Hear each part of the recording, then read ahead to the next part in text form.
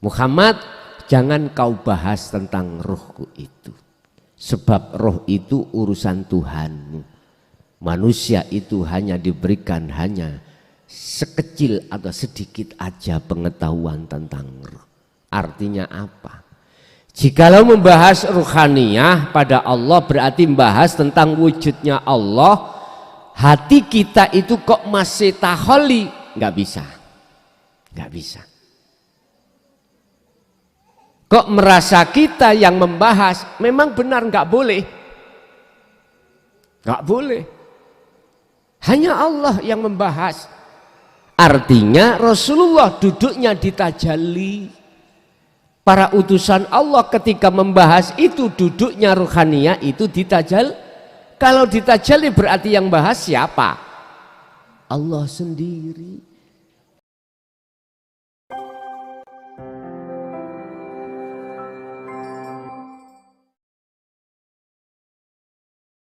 Hari ini kita akan membahas tentang masalah kisah sejarah ketika Kanjeng Nabi menyampaikan dinut tauhid atau ajaran beliau di tengah-tengah kaum, penuh dengan cacian, penuh dengan penolakan, penuh dengan hinaan. Begitu juga dengan kita di tengah-tengah keluarga atau di tengah saudara, di tengah-tengah umat, itu penuh dengan cacian, hinaan dan lain sebagainya. Dan ini sudah wajar hal itu terjadi dikarenakan dianggapnya ajaran itu keluar dari kaidah mereka-mereka miturut pandang sudut mereka, dan ini wajar. Tapi sesungguhnya ketahuilah bahwasanya sebetulnya di setiap diri manusia itu ada kefitraan. Ada kefitraan. Oleh karena di dalam setiap diri manusia tingkatan-tingkatan hijab, tingkatan-tingkatan penutup hati kita tidak sama, maka disitulah alasan mengapa untuk sementara waktu ada yang menolak, ada yang menerima. Saya ulang, sebetulnya setiap diri manusia, entah agama Anda apa, mesti ada kefitraan. Dalam hatinya ada kefitraan. Cuman oleh karena hubbus syahawah yang ada di dalam setiap diri manusia itu tidak sama, maka wajarlah untuk sementara ada yang menolak, juga ada yang menerima, juga ada yang masih dipikir-pikir. Seperti halnya ketika saat kita diputuskan hakim dalam satu ketetapan hukum, itu diberi kesempatan banding opo endak atau pikir-pikir, nggak jauh berbeda. Terus bagaimana sikap kita ketika saat di antara orang dekat kita atau orang jauh kita itu menolak ketika saat jenengan menyampaikan tentang ajaran dinut tauhid? Nanti kita bahas sesuai dengan surat Al-An'am ayat 33. Ini kisah sejarah Kanjeng Nabi dulu, seperti halnya kita ketika saat menyampaikan. Terus kita bersikap bagaimana? Mereka kita hujat, mereka kita neraka-nerakakan atau gimana? Monggo kita bahas surat Al-An'am ayat 33. Bismillahirrahmanirrahim. Qad na'lamu, teman-teman ngerti sapa ingsun Allah. Annahu innahu sak temene apa iku isinya apa yang jenengan sampaikan terus diterima oleh orang lain. Iku layah zunuka yepti susah temen siro Muhammad, hatimu susah. Saya mengerti Muhammad ketika kau menyampaikan dinut tauhid ini, hatimu susah. Susah. Gara-gara apa? Alladzi kang yakuluna kang podo ngucap sopo kaum. Nek cara bahasa jenengan ucapane penerimaane orang lain bagaimana? Intinya adalah mereka banyak yang menolak. Tidak hanya menolak, tapi beliau pun dihina, dihujat dan lain sebagainya. Sungguh saya tahu Muhammad, apa yang ada di dalam hatimu itu susah. Sebab hinaan, cacian, penerimaan kaummu yang mengatakan bahwasanya kau adalah orang gila.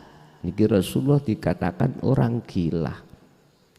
Dan isi ajaranmu dikatakan ilmu sihir. Laudan-udan kok do teko, nek gak kena sihir gak mungkin. Bengi-bengi enak-enak kelon lah kok buka buka YouTube. Mereka itu menganggap ajaran Rasulullah itu adalah ilmu sihir, dan mereka yang mengikuti Rasulullah dianggap kena sihir. Ini pendapat mereka. Lah, Rasulullah mendengar saat itu terasa di dalam hatinya gelisah. Mengapa beliau gelisah? Karena mohon maaf, pendapat ning ati beliau itu ini lu manfaatnya untuk kamu, bukan untuk saya. Manfaatnya baik di dunia, lebih-lebih di akhirat untuk kamu, bukan untuk saya. Sebab ini lakum minhu nadhirum mubin. Aku ini sebatas menyampaikan saja. Tidak ada manfaatnya buat aku. Itu saat itu. Intinya Rasulullah sudah tahu kalau manfaat semua umat ketika saat menerima ajaran dinut tauhid itu pada umat, bukan pada Rasulullah. Fa innahum mongko sak temene ucapan mereka iki Allah memberikan penjelasan terhadap Muhammad. Ketahuilah Muhammad, sesungguhnya ucapan mereka di dalam ucapan itu yang menyakitkan tadi lupa. Ikula yukadzibunaka, sesungguhnya sebetulnya itu dia tidak mendustakan dirimu. Enggak. Iki Allah mengingatkan supaya Muhammad itu tidak berlarut-larut dalam kesusahan. Lah jenengan, memang Bapak Ibu sedikit nengati jenengan itu seperti magnet. Lah gitu toh. Iki perkara manfaatnya itu, ketenangan itu pada dirimu sendiri, bukan padaku. Kok kamu tolak, bahkan kamu menghujat nengatimu, nengati jenengan itu seakan-akan ada nit koyok-koyok enggak terima. Lah ngeten nggih. Kadang-kadang juga kita kalau sudah hati berlaku dinu tauhid dan mengamalkan, ketika masuk dalam satu acara entah apa, kok pihak dai-nya itu membahas tentang ilmu syariat tok. Lagi proses Pak. Dalam hati sampean apa manfaati? Lah ngeten. Ngaji kono isine lah ngeten. Oke, niku proses memangnya Pak. Enggak apa-apa, itu proses. Karena jenengan tahu mana yang hak dan mana yang batil. Sehingga sedikit di dalam hati sampean itu ada nit seperti itu. Nanti nit seperti itu nanti akan hilang seiring dengan proses perjalanan khalwat jenengan datang Allah. Allah katakan, Muhammad, sesungguhnya mereka itu la yukadzibunaka, tidak mendustakan dirimu. Loh kok bisa? Wong nyatanya dia menentang. Kok nyatanya dia menentang? Walakinadz zalimina, tetapi ne wong sing dodolim bi ayatillahi kelawan ayate Allah iku yazhaduna padha ndustaake ngingkari sapa ladina, mereka itu ngingkari ayat sing kok gawa yang kau bawa, bukan ngingkari dirimu. Iki piye maksude? Nyuwun sewu Pak. Sejarah dulu kita Pak, sebelum hati ini menerima dinu tauhid, Gusti Allah menghadapkan dinu tauhid ini, jenengan gak setuju. Ayat-ayat yang bersifatkan mutasyabihah atau ayat-ayat yang bersifatkan hakikat untuk menuju makrifat, jenengan gak setuju. Ati sampean gak setuju. Mungkin ketika saat itu ada pembahasan, kita jawab bagaimana? Kejeron. Duduk nggone bukan tempatnya, terlalu dalam. Waktu dulu kita ngalami seperti itu memang. Sebab apa? Sebab kita itu sesungguhnya menolak ajaran-ajaran yang sifatnya itu membebaskan ruhaniyah jenengan dari kepentingan nafsu. Enggak mau. Sebab apa? Karena hati kita ada dorongan dari nafsu dalam diri kita untuk menolak. Semua loh Pak, ini semua. Proses sejarah kita seperti itu. Menolak. Boleh saya katakan karena itu bukan makanan kita. Makanan kita itu adalah makanan ilmu, bagaimana caranya. Masalah man aradat dunya fa'alaihi bi ilmin, sukses dunianya. Sukses. Karena pada saat itu ruhaniyah kita itu dalam wilayah masih suka bersukaria, bercinta pada selain Allah, yaitu terhadap nafsu lewat kesenangan dunia. Makanya pada saat itu Pak, mohon maaf, sukalah kita ilmu kanuragan, suka ilmu kesakten, lah ngoten nggih. Wis macem-macem. Sing lanang cintane ditolak suka ilmu mahabbah supaya diterima. Wis. Bagi kita yang pada saat itu menjadi tabib, suka ilmu bagaimana caranya saya menyembuhkan itu mandi, omongan mandi, terus diwedeni orang, dipuja orang, disanjung orang, dan lain sebagainya. Memang proses kita seperti itu dulunya. Gak laki, gak perempuan seperti itu. Jenengan jadi dukun pijet, aku yakin ning ati kepingin piye sing tak pijeti ku waras. Lah ngoten nggih. Pon. Ilmu-ilmu untuk mendorong atas kehendak nafsu dalam diri kita, itu kita sukai. Makanya kita ketika saat itu enggak mau, Pak. Hati kita, ruhaniyah kita didatangkan ayat-ayat bi ayati mubayyinah yang menjelaskan dan untuk mengangkat ruhaniyah kita dari perbudakan hawa nafsu. Enggak mau. Apalagi pada saat itu bacaannya Quran, Pak. Sopo sing maca Quran ini, mohon maaf, ayat ini akan menjadikan kau jauh dari bala, akan menjadikan rezekimu iku mengalir gak ono putusi.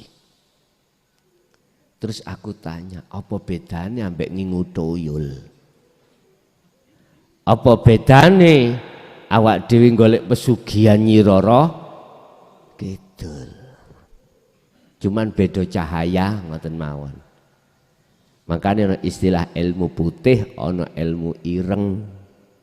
Berarti kalau kita itu mengamalkan ayat-ayat Al-Quran, itu memakai ilmu putih berarti cahayanya lampu. Kanggo nerangi PT ilang. Sama. Wasi nggawa oncor, goleki PT ilang ya ketemu. Sami mawon. Siji teko geni, siji teko lampu. Cuman bedane kalau oncor ketera angin mati. Masalahnya gak ono pengamane. Nek sentolop lampu niki ketera angin, ih mboten mati. Masalahnya ada pengamannya, yaitu dop itu. Tapi nek dop dipecah, ya mati. Wis terserah. Wis gak ono bedane. Wis itu proses kita. Tapi ketika saat Allah mendatangkan dinul haq dengan ayat yang jelas, awal kita berontak, Pak. Berontak, sinten mawon. Tapi seiring berjalannya ada kesadaran di dalam hati jenengan kali kula diangen-angen. Ayat yang datang tadi diangen-angen. Udah lama kelamaan Allah buka hidayahnya, akhirnya jenengan merespon. Akhirnya jenengan menjadi pengikut Rasulullah secara kafah.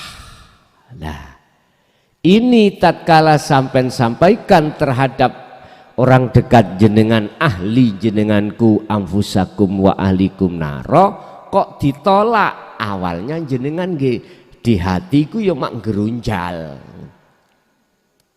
gak enak, apalagi di debat, Pak. Awal-awal lah Rasulullah Muhammad nggih ngoten sami. Makanya Allah katakan qad na'lamu innahu la yahzunuka. Sungguh aku tahu Muhammad, apa yang ada di hatimu, ono gelisah, ono rasa nggak penak ketika saat kaummu itu menerima ajaran itu. Dia itu mengatakan bahwasanya ajaranmu itu ajaran sesat, ajaranmu itu ilmu sihir, dirimu dikatakan orang gila. Aku tahu kalau hatimu itu ada rasa sing koyok ngono. Tapi ketahuilah Muhammad, sesungguhnya mereka itu tidak mendustakan dirimu, tapi tidak mau kau membawa ayat-ayat itu. Iki cerita. Mengapa Allah mengingatkan terhadap Kanjeng Nabi? Supaya Kanjeng Nabi tidak berlarut-larut di dalam kesedihan. Sama dengan kita, bisanya tidak sedih, kita harus tahu dua hal. Pertama, tugas jenengan adalah hanya menyampaikan aja, hanya mengingatkan saja. Semua keputusan itu adalah, mohon maaf, secara syariat kaum sendiri. Dan kaum itu pasti terbelah menjadi dua hal ketika bi ayati mubayyinah iki disampaikan. Ada dua. Minhum man hadallah, golongan sedidik bisa terima.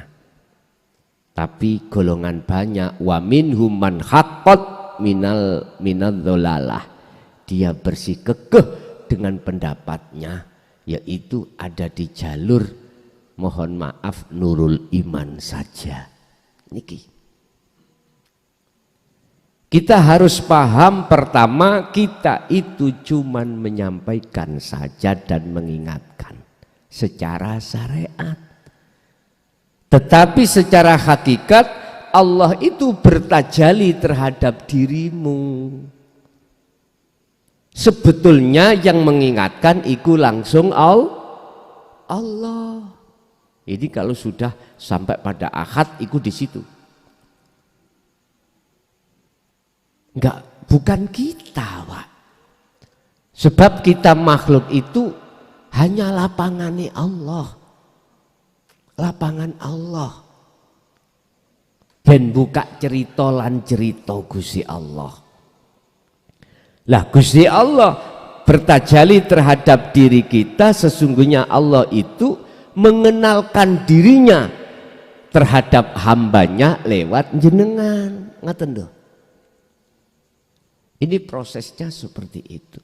Satu. Nomor dua, kita harus tahu bahwasanya segala hal apapun yang muncul dan timbul dari diri jenengan, khususnya hal-hal yang berkenaan dengan biayati mubayyinah, iku sumbernya dari Allah Subhanahu wa ta'ala. Lah Gusti Allah mengingatkan terhadap Muhammad dengan cara la yukadzibunaka. Mereka itu tidak mendustakan dirimu, tetapi mendustakan ayat-ayatnya. Iku supaya Muhammad iku kembali bahwasanya semua apa yang muncul dan timbul di dalam kaum, khususnya yang menolak, itu datangnya juga dari Allah. Aman pun ati sampean. Tapi sampean mboten saged. Di situ proses awal itu mengatakan dari Allah. Karena ayatnya Allah mengatakan ketika saat Allah menguji pada kesetiaan kita, Allah mengutus nafsu atau iblis dengan membawa kesenangan nafsu masuk dalam diri kita, dan hati kita itu akhirnya berkhianat pada Allah. Akhirnya kita mengatakan penolakan itu sebab karena nafsunya sendiri. Gak apa-apa, itu proses.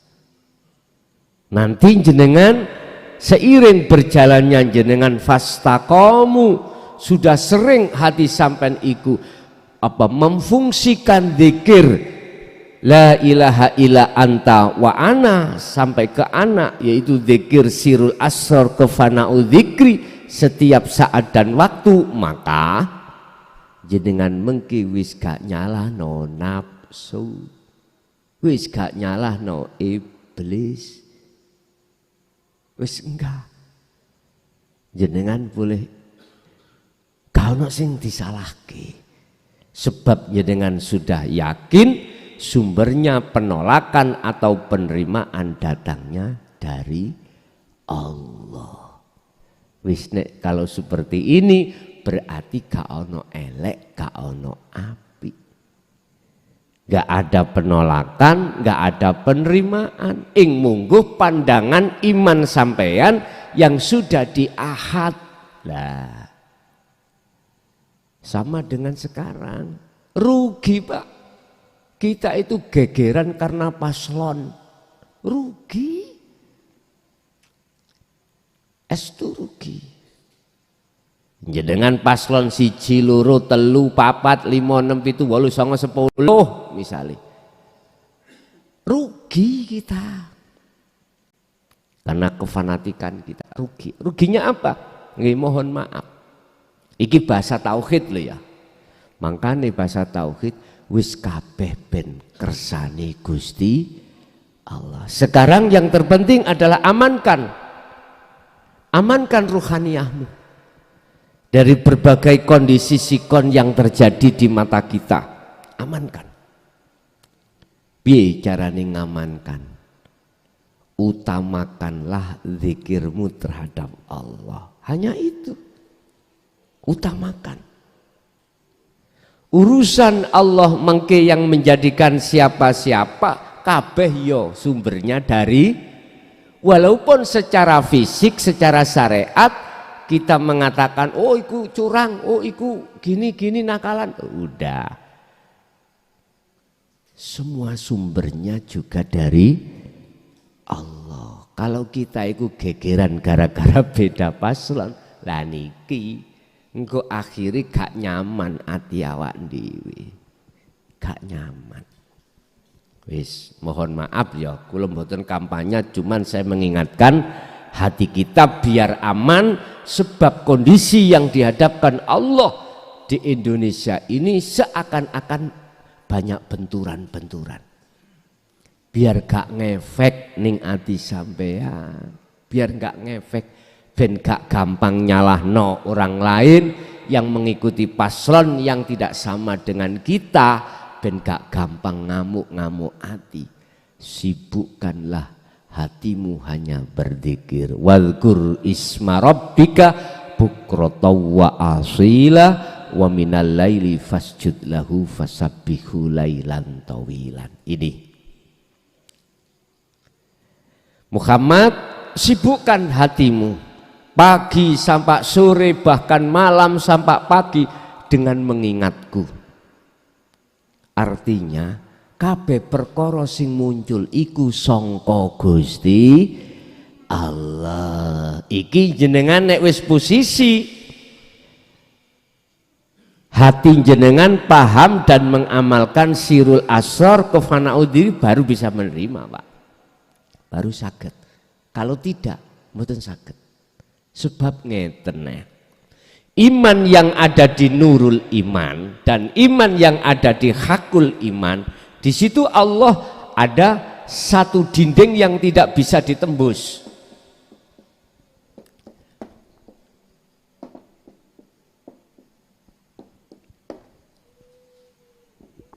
Imannya kita yang ada di nurul iman itu adalah makhluk. Pada makhluk, lah ini pada Allah, pada Rob. Ini perbedaan.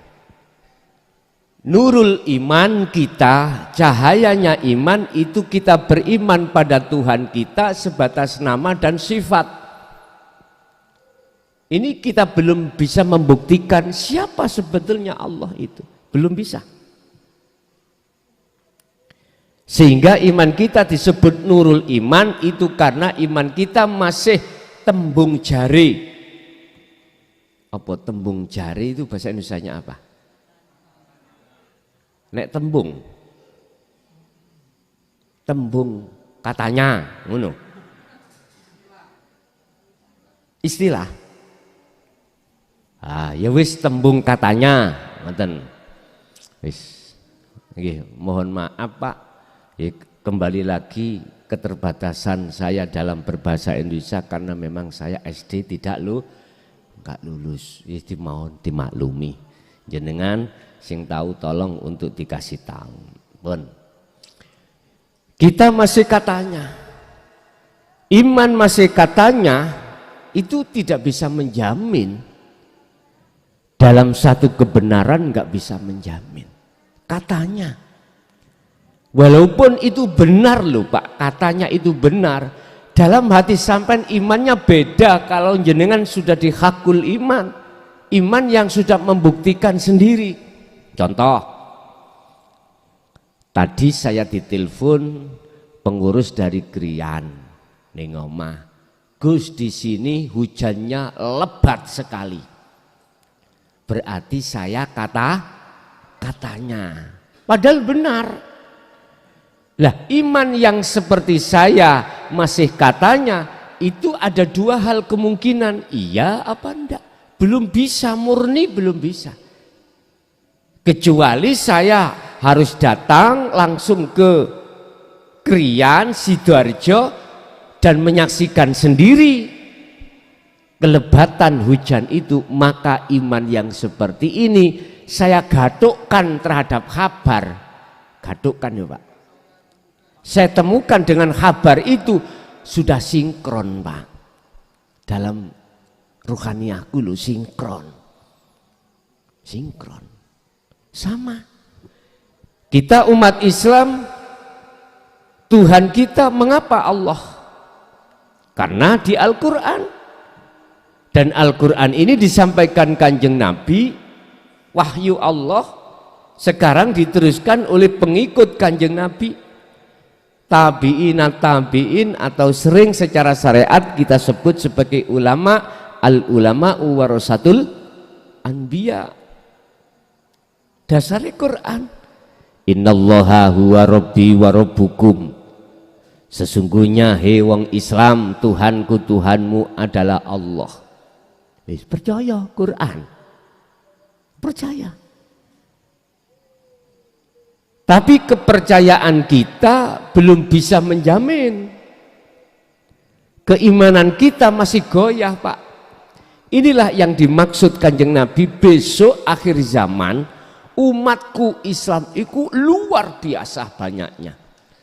Tapi seperti buih di lautan, diterak ombak ke utara, ya ke utara, ke selatan, ya ke selatan. Enggak bisa tidak terombang-ambing, selalu terombang-ambing. Artinya apa Pak? Kita diombang-ambing dengan kondisi setiap saat dan waktu, hati kita itu gelisah. Nyun sewu, tingkat kita rumah tangga, Gusti Allah ngadepkan sesuatu kondisi di mana kita enggak punya uang, nggak ada yang kita masak. Pada saat ini bagaimana kondisi hati kita? Pun gelisah, cari utangan dan lain sebagainya. Besok bayarnya anak-anak sekolah sekarang nggak ada, gelisah gitu. Besok saya menyodorkan melamar pekerjaan, diterima atau tidak, si gelisah. Begitu kita alami Pak setiap saat dan waktu. Yang sudah kaya pasti masih gelisah. Gak mungkin wis aku cukup kayane sakmene ae, gak mungkin. Mesti kita dalam hati tidak ada rasa puas apa yang telah diberikan rizki Allah pada kita. Walaupun kita dikasih 100 masih kurang, 200 masih kurang. Itulah sifat basariah kita sebagai manusia, dan ini lazim dan rasio. Sehingga kita manakala sudah dikatakan orang yang kaya, satu desa itu nggak mungkin kita cukup sampai di sini, nggak mungkin. Mesti pingin lebih kaya. Karena apa? Karena kita masih takut, gelisah, kehilangan kekayaan. Khawatir sih, terombang ambing Pak. Akhirnya hitung-hitungan,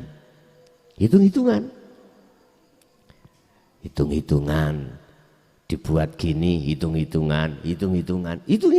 Akhirnya tatkala ada orang yang utang terhadap kita, hitung-hitungan. Yang dikasihkan uang itu uang perempuan, bukan uang laki. 1.000 balik 1.200. Biasa. Tidak akan pernah puas Pak kita dengan kemewahan duniawi, yang gak akan pernah puas. Nah, inilah bentuk keimanan kita telah diombang-ambingkan oleh nafsu lewat duniawiyah ini. Karena kita imannya pada Allah itu masih katanya, belum tahu sebetulnya Allah itu yang mana. Inilah yang kami maksud nyun sewu, diweneho melarat sugih, diweneho punya pangkat jabatan, tidak sama saja, sama gelisai, sama khawatiri. Ya inilah yang dimaksud Rasulullah bagaikan buih di lautan. Sekarang hakul iman, iman sampan iku sudah benar. Inilah yang kata Rasul disebut ihsan. Iman yang bagaimana? Iman yang jenengan ini sudah tahu siapa yang jenengan saksikan melalui khabar yang telah disampaikan oleh Nabi dan Rasul. Sekarang ulama-ulama sebagai penerus beliau. Akhirnya bahasa umat Islam, fa'buduh hadza siratum mustaqim. Ketika kau menyembah, ketika kau sudah mengatakan bahwasanya Allah itu Tuhanku dan Tuhanmu, ya fa'buduh, sembahlah Dia. Ngoten, sembahlah Dia. Berarti bahasa nyembah niki kalau kita urai, kalau kita sarah, luar biasa luasnya Pak. Bahasa menyembah itu bisa kalanya memuja, memuji, bersaksi, melihat, bercinta, beriman, semuanya. Lah, dikatakan fa'buduh tatkala yang menyaksikan sudah ketemu siapa yang disaksikan. Laksana saya tadi, kabar sudah kuterima, saya meluncur ke Krian, akhirnya hujannya deras banget. Wes, iman yang seperti ini saya gadukkan terhadap kabar tadi, sinkron Pak, sinkron. Maka hatiku tidak bisa goyah, nggak bisa.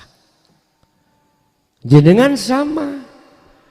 Kalau sudah masuk di golongan apa yang dikatakan Allah dalam satu ayat tentang aulia, ala inna aulia Allah, ingatlah sesungguhnya para kekasih-kekasih Allah itu mempunyai sifat karakter di dalam hatinya adalah la khaufun alaihim walahum yahzanun, nggak mudah goyah, nggak mudah khawatir, nggak mudah takut dengan kondisi apapun.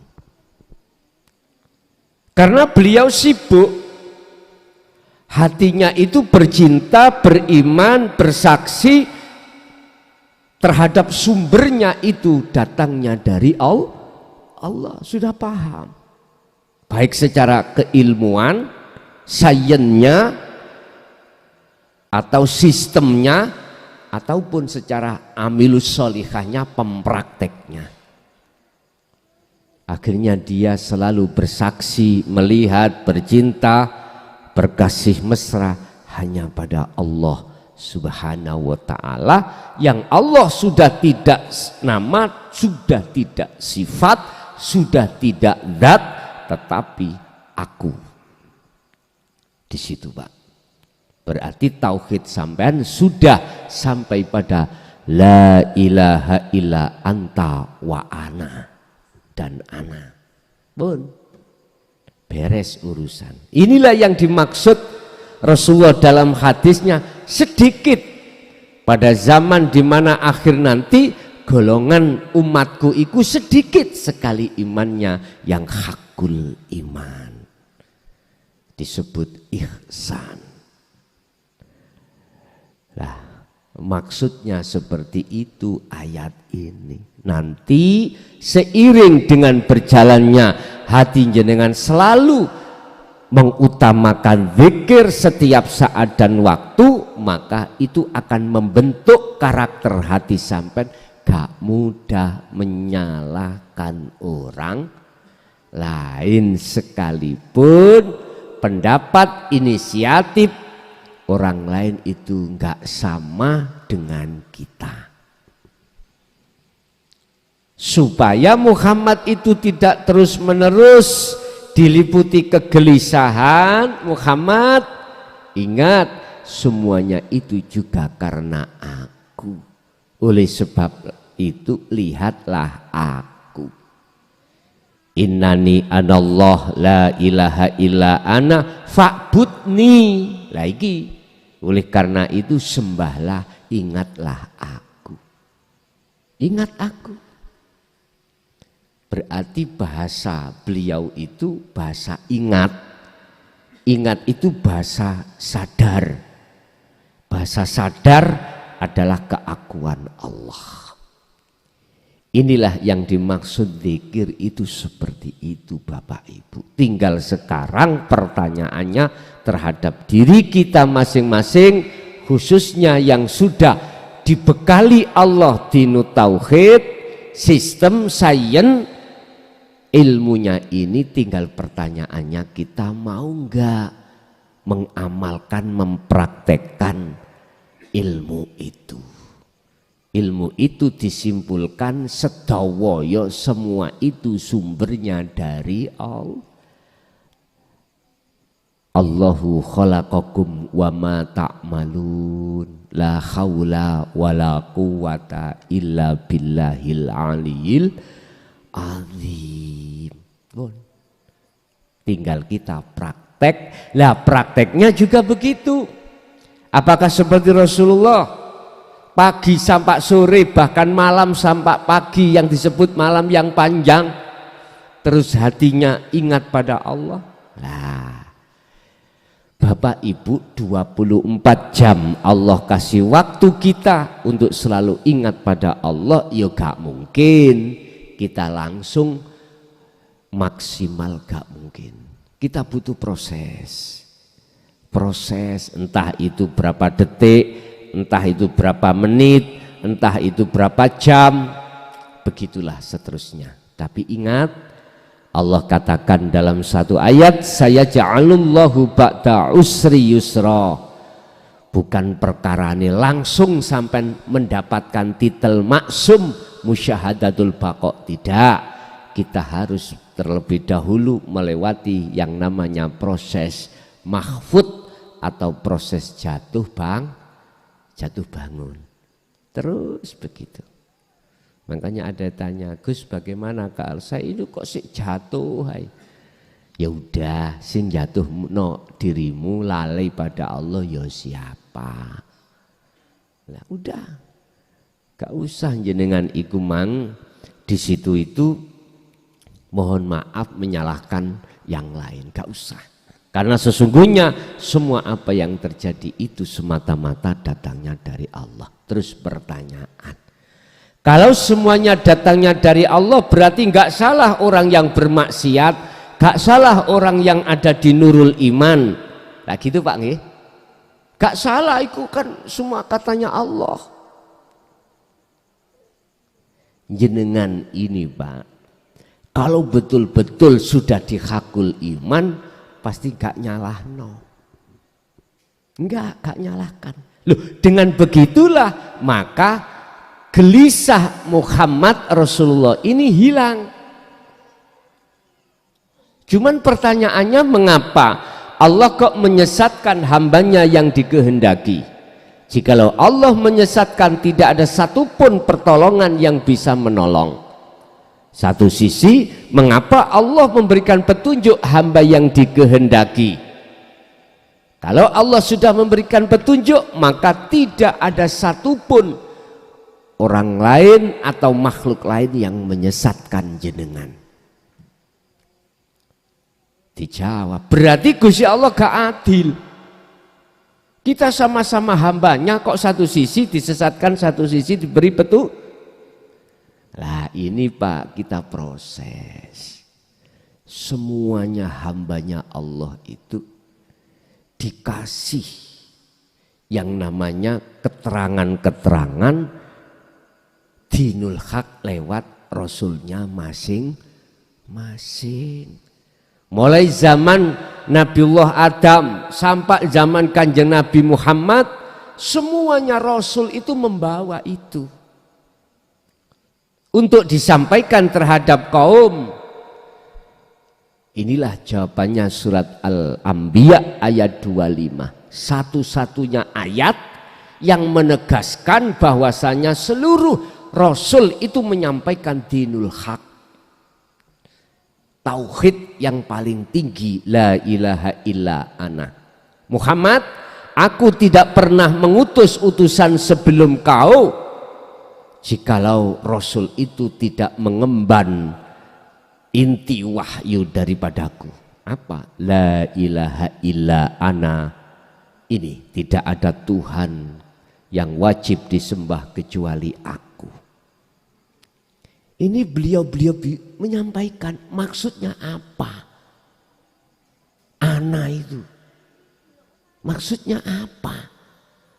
Lah beliau sampaikan, lah inilah letak di mana beliau itu sudah mentok cacian masyarakat di sini.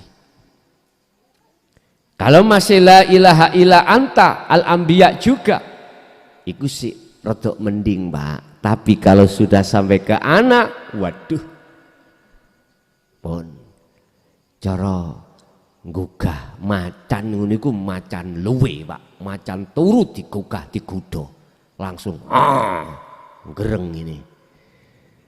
Tapi tetap wajib Rasul itu menyampaikan.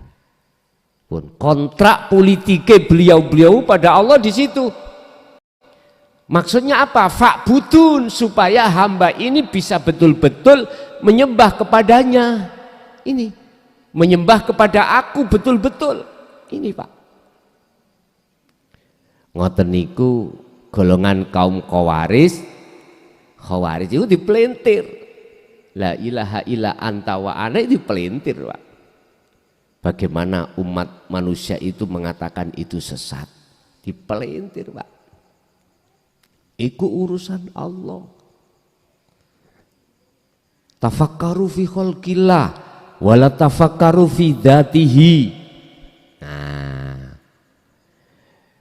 niki Bapak, memang gak oleh urusan zat Allah itu sampai aku iku jenengan pikir mboten saged. Pedot jaringan otak sampai niki pedot Pak nek adik sampean pikir.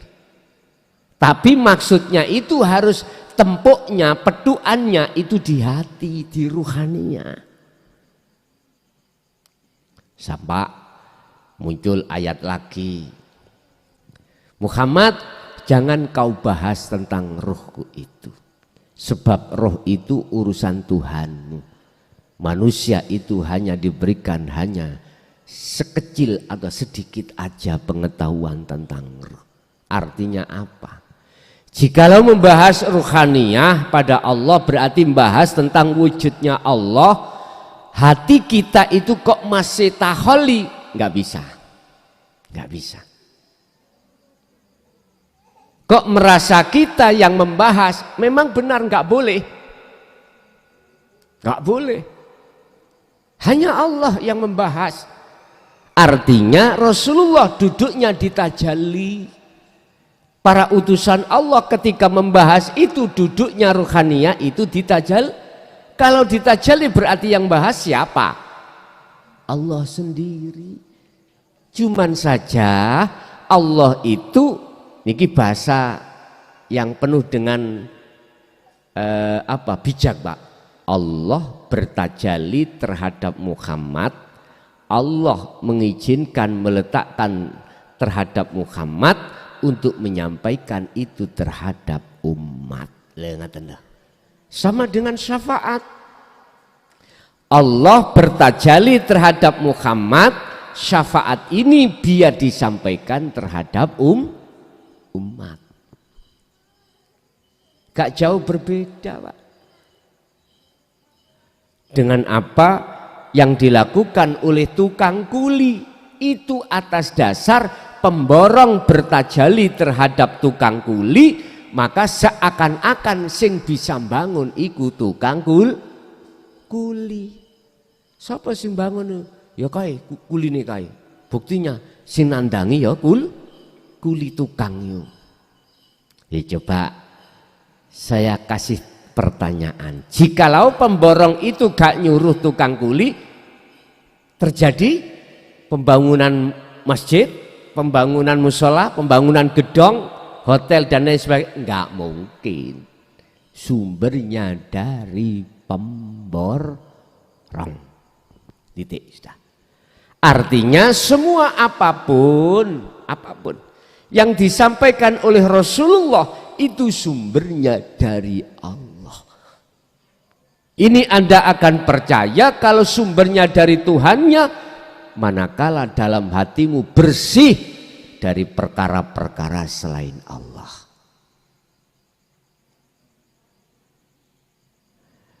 Wa yas'alunaka anir ruh, memang benar. Ketika hambamu, umatmu bertanya tentang ruh, jawaban itu urusan Tuhanku, bukan urusanku. Karena makhluk. Artinya walaupun itu disampaikan lewat beliau Kanjeng Nabi, bukan perkaranya yang bisa menyampaikan sumbernya dari Kanjeng Nabi, enggak, dari Allahnya. Yang Allah itu selalu bersama Kanjeng Nabi. Ini yang mereka tidak faham. Akhirnya jatuhnya iman itu pada makhluk. Nah ini, oleh sebab itu maksud diantara dinu tauhid itu disampaikan di tengah umat supaya iman kita itu tidak berhenti di nurul iman pada makhluk, biar iman kita itu sampai pada Allah. Gak njoboto amantu billah wa minan nasi may yaqulu amanna billah wa bil yaumil akhir. Iku lesan doang. Kalau kita duduk di nurul iman. Tapi ketahuilah wa mahum bimu'minin, mereka itu ruhaniah tidak beriman pada Allah dengan benar. Karena menghadapnya wajah ruh kita tidak wajah Allah, wajah dunia. Lho ngoten niki.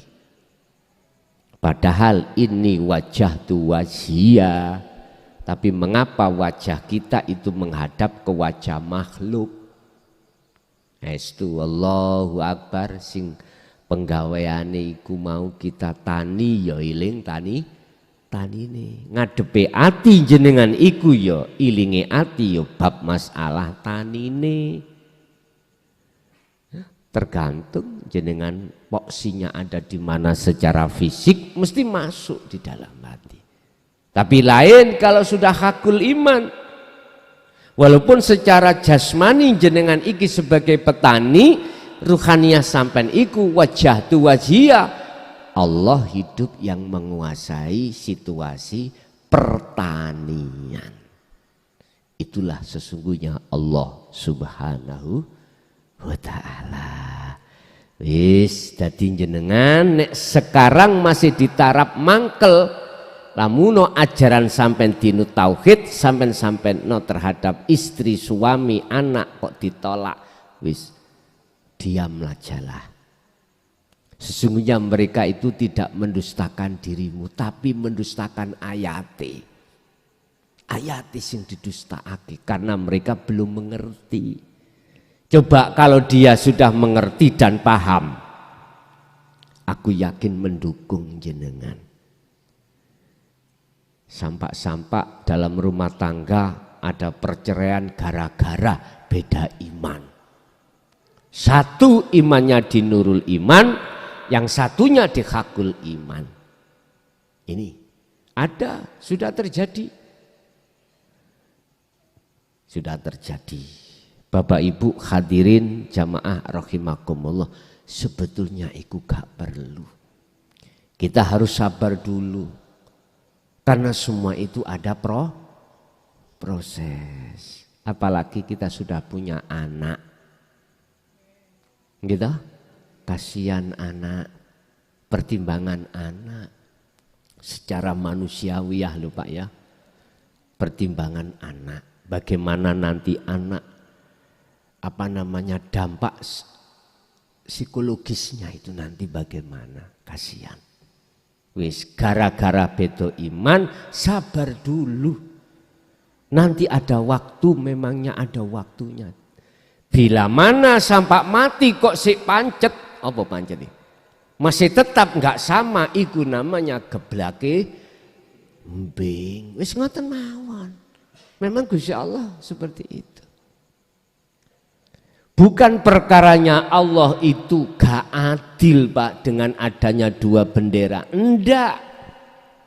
Justru kunduduhake adile Allah. Artinya sami'na wa asoina bagi mereka yang menolaknya. Maka Allah mengistidrat terhadap kita dikarenakan menolak hidayah yang disampaikan oleh para utusannya. Ya udah.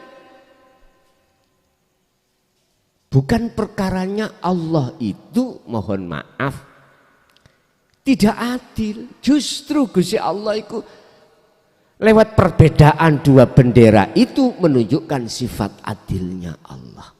Yang menolak sami'na wa asoina, ya ini dapatnya ya ini. Tuh yang satunya sami'na wa atokna, ini dapatnya.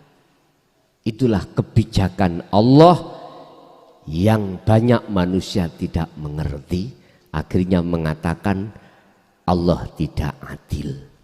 Padahal justru dilihat dari kedua sisi inilah sifat adilnya Allah. Dalam bahasa lain, sopo sing nandur ya iku sing ngunduh, atau siapa yang menanam dialah yang menuai. Itu Allah monggo nek kersa kuwi mlaku ngulon ya mlaku ngulon, mlaku ngetan silahkan mlaku ngetan. Artinya Bapak Ibu, secara hubungan hukum syariat kita itu dikasih pilihan oleh Allah dulu. Sebelum Allah menjatuhkan sifat pemaksaannya, Allah kasih pilihan dulu terhadap kita. Iki api, iki elek. Iki api, iki elek. Miturut pandangan menungso. Menurut pandangan Allah, ya belum tentu sing api mesti api, sing elek mesti elek. Wis dijelas nih sedaya. Akhirnya kita sendiri yang memutuskan. Makanya mengapa Allah dawuh la ikraha fiddin qad tabayyana rusdu minal ghayy. Muhammad, ajaran yang kau sampaikan yang isinya untuk membebaskan belenggunya hawa nafsu di dalam diri kita, jangan kau memaksakan diri, karena itu enggak ada paksaan. Ya wis tugasmu mung nyampe nota innahu lakum nadhirum mubin, nyampe nota. Ojo ikut campur, gak seneng sing gak nrimo ojo. Tapi waktu itu sempat Kanjeng Nabi iku meh tergelincir dalam kesusahan itu. Akhirnya Allah ingatkan, fasabbih bismi rabbika. Muhammad, sucikan hatimu dari penuduhan itu datangnya dari makhluk bentuknya menolak. Sucikan biar kau hatimu itu mengingat sesungguhnya semua datangnya dari Allah berarti suci sudah. Makanya jenengan barangkali masih di zona ini termasuk Allah mengingatkan kita bahwasanya Dia menolak kita. Orang-orang yang menolak ajaran ini juga karena Allah. Bapak Ibu hadirin jamaah rahimakumullah, kesimpulan ayat 33 Al-An'am adalah supaya kita tidak berlarut-larut dalam kesedihan saat orang dekat kita menolak dengan ajaran dinut tauhid ini. Satu. Nomor dua, ingatlah semua itu penuh dan butuh dengan proses. Tidak bim salah bim. Oke.